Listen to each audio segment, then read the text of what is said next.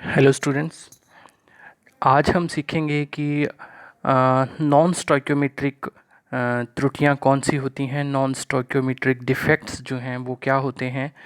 तो जैसा कि हमने पहले सीख रखा है कि नॉन स्टोइकियोमेट्रिक डिफेक्ट्स जो हैं वो दो प्रकार के होते हैं। एक तो होते हैं मेटल एक्सेस डिफेक्ट और एक होते हैं मेटल डेफिशिएंस डिफेक्ट।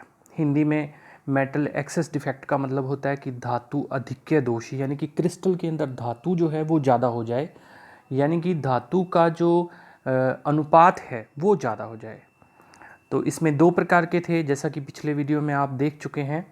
तो इसमें फर्स्ट देखिए anionic vacancy. Metal access defect का पहला पार्ट है एनायनिक वैकेंसी, और या फिर हिंदी में इसको बोलेंगे हम ऋणायनिक रिक्तिका।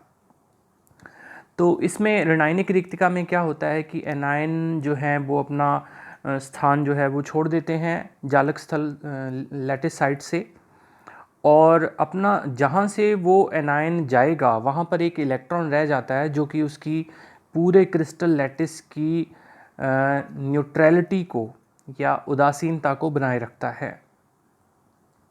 जो इलेक्ट्रॉन उस वैकेंसी में रह जाता है उसको हम एफ सेंटर कहते हैं, और एफ सेंटर किसी भी क्रिस्टल लैटिस की कलर के लिए रिस्पॉन्सिबल होता है, उसमें कलर के लिए जिम्मेदार होता है। तो जैसे आप इसका डायग्राम देखिए, ये देखिए, ये एक आयनिक क्रिस्टल है, ए पॉजिटिव बी नेगेटिव सारे इसमें आप देख रहे हैं। तो इसके अंदर देखिए एनायनिक वैकेंसी बन रही है, यानी कि एनायन जो है वो अपनी जगह छोड़कर चला गया।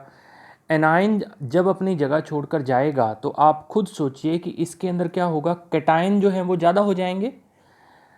मान लेते हैं एनायन और कैटायन इक्वल नंबर में है, बराबर संख्या में है, और अगर उसमें से एनायन छोड़कर चला जाता है तो आप देखेंगे कि रेशो है, अनुपात जो है उसमें कौन ज़्यादा हो जाएगा, धनायन जो है वो ज़्यादा हो जाएगा। तो इसलिए ये धातु अधिक्य दोष हो जाएगा, मेटल जो है वो एक्सेस में हो जाएगी इसके अंदर। तो ये मैं आपको बता रहा था। अच्छा, यहाँ से देखिए, जहाँ से ऋणायन जा रहा है वहाँ पर एक इलेक्ट्रॉन आप देख रहे हैं, ये येलो कलर का स्फीयर देख रहे हैं। तो ये इलेक्ट्रॉन जो है यहाँ पर एफ सेंटर की तरह वर्क करता है, और एफ सेंटर जो है वो रिस्पॉन्सिबल होते हैं कलर के लिए। तो ये आपने इसमें ध्यान देना है। फिर इसके बाद नेक्स्ट देखिए, नेक्स्ट है प्रेजेंस ऑफ एक्स्ट्रा कैटायन। तो एक्स्ट्रा कैटायन जो है उसकी प्रेजेंस देखिए आप किस तरीके से हम इसमें शो करेंगे। देखिए किसी भी क्रिस्टल, ये अपन डायग्राम से इसको समझ लेते हैं कि किसी भी क्रिस्टल लैटिस के अंदर देखिए यहाँ पर ये जो इंटरस्टिशियल स्पेस है, जो अंतराकाशी स्थल है, तो यहाँ आप देख रहे हैं कि एक धनायन जो है वो एक्स्ट्रा आ गया है। पिछले में हमने क्या पढ़ा था, एक ऋणायन निकाल दिया था जिसकी वजह से धनायन की संख्या बढ़ गई थी, और इसमें आप देख रहे हैं कि हमने ऋणायन की संख्या बढ़ा दी है, ऋणायन जो है वो आ गया है, क्योंकि इसके अंदर चार्ज जो है वो अनबैलेंस हो जाएगा, यानी कि धनायन के आने से धनावेश आ जाएगा। तो उसको न्यूट्रल करने के लिए यहाँ पर एक इलेक्ट्रॉन भी प्रेजेंट होता है अंतराकाशी स्थल के अंदर। तो ये इस प्रकार का जो है वो दोष होता है, त्रुटि होती है। फिर इसके बाद हम बात करते हैं मेटल डेफिशिएंट डिफेक्ट के अंदर धातु न्यूनता दोष। नाम से ही सीधा पता लग रहा है कि इसके अंदर धातु जो है, यानी कि जो धनायन है वो कम हो जाएंगे और ऋणायन जो है वो बढ़ जाएंगे। तो इसमें फर्स्ट देखिए कैटायनिक वैकेंसी, यानी कि धनायनिक रिक्तिका। तो धनायनिक रिक्तिका का मतलब सीधा सा ही मतलब ये है कि कैटायन जो है वो अपनी, धनायन जो है वो अपनी जगह छोड़ देंगे, वो बाहर चले जाएंगे।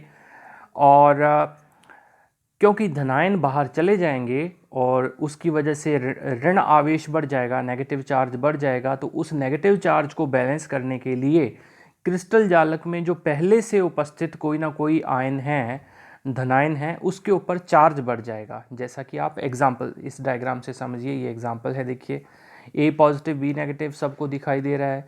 तो इसके अंदर कैटायनिक वैकेंसी बन जाएगी एक, यानी कि कैटायन जो है अपनी जगह छोड़कर चला जाएगा। अब वो क्योंकि कैटायन अपनी जगह छोड़कर चला गया है तो इसमें क्या होगा, कैटायन की कमी होगी, यानी कि मेटल जो है उसकी कमी हो गई है, उसकी डेफिशिएंसी हो गई है। अब देखिए चार्ज को बैलेंस करने के लिए क्या होगा कि एक नेगेटिव गया है, तो इसलिए ये एक ब्लू कलर का A2 पॉजिटिव लिखा हुआ है, तो इसमें आप देख रहे हैं कि एक मेटल के ऊपर चार्ज बढ़ जाता है, जिसकी वजह से इसका जो ओवरऑल चार्ज जो है वो बैलेंस रहता है। इसके एग्जाम्पल आप देख सकते हैं FeO, FeS। FeS जो है उसको फूल्स गोल्ड या मूर्खों का सोना भी कहा जाता है, तो इसमें ये क्वेश्चन पूछा जाता है अक्सर, तो इसको आप ध्यान रखेंगे। फिर इसके बाद में आता है प्रेजेंस ऑफ एक्स्ट्रा एनायन, यानी कि मेटल डेफिशिएंसी या धातु न्यूनता दोष का दूसरा भाग है ये। इसके अंदर क्या होता है कि एक्स्ट्रा एनायन जो है वो जालक स्थल में या क्रिस्टल लैटिस में आ जाते हैं। तो इसमें एक्स्ट्रा एनायन में भी ऑक्यूपाई इंटरस्टिशियल साइट या अंतराकाशी स्थल है, वहाँ पर एनायन जो है वो एक्स्ट्रा प्रेजेंट होते हैं और जो चार्ज है उसको बैलेंस कर दिया जाता है। ये आप डायग्राम को देखिए, ये डायग्राम है, इसमें ये क्रिस्टल लैटिस देख रहे हैं आप। बी नेगेटिव जो है वो एनायन है, वो अंतराकाशी स्थल में आ चुका है, जिसकी वजह से पूरे जालक के अंदर क्या होगा, ऋणायनों की संख्या बढ़ जाएगी। ऋणायन बढ़ जाएगा तो इसका मतलब ये है कि जब हम इसका अनुपात निकालेंगे तो धातु जो है वो कम हो जाएगी, धातु न्यूनता दोष हो जाएगा ये। और इसमें आप देख ही रहे हैं कि बी नेगेटिव एक्स्ट्रा आया तो उसके चार्ज को बैलेंस करने के लिए A2 पॉजिटिव इसके अंदर आ गया।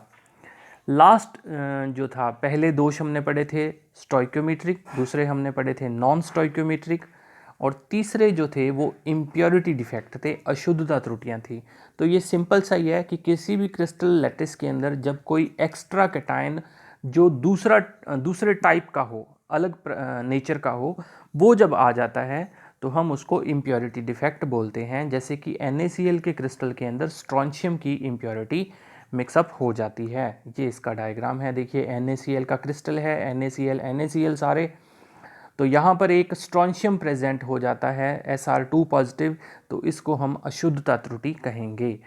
क्योंकि स्ट्रॉन्शियम के ऊपर जो है वो 2 पॉजिटिव चार्ज है तो चार्ज बढ़ जाएगा, इसलिए पूरे आवेश को संतुलित रखने के लिए, बैलेंस रखने के लिए एक Na जो है वो अपनी जगह छोड़कर चला जाएगा, जिससे कि पूरे क्रिस्टल लैटिस का चार्ज जो है वो बैलेंस रहेगा।